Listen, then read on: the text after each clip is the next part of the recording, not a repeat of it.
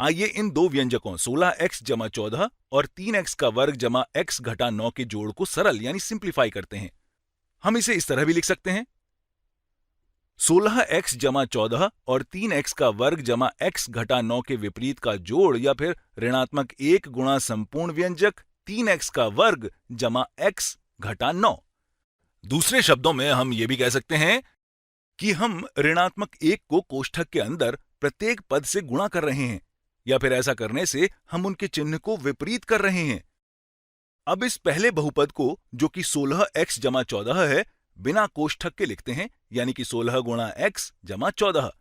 अब दूसरे बहुपद के प्रत्येक पद को ऋणात्मक 1 से गुणा करते हैं, जैसे कि ऋणात्मक 1 गुणा 3x का वर्ग बराबर ऋणात्मक 3x का वर्ग, और ऋणात्मक 1 गुणा x बराबर ऋणात्मक x। ऋणात्मक 1 गुणा ऋणात्मक 9 बराबर धनात्मक 9 होगा।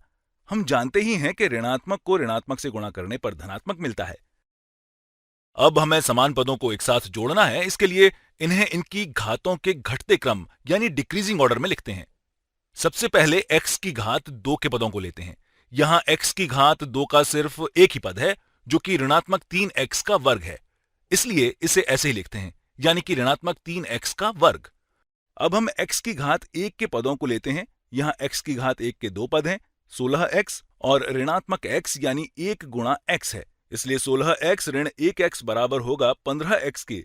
और अंत में अब यहां दो अचर पद यानी कांस्टेंट टर्म है 14 और 9, इसलिए 14 जमा 9 बराबर 23 होगा।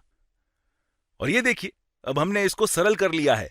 अब हमारे पास बचता है ऋणात्मक 3x का वर्ग जमा 15x जमा 23।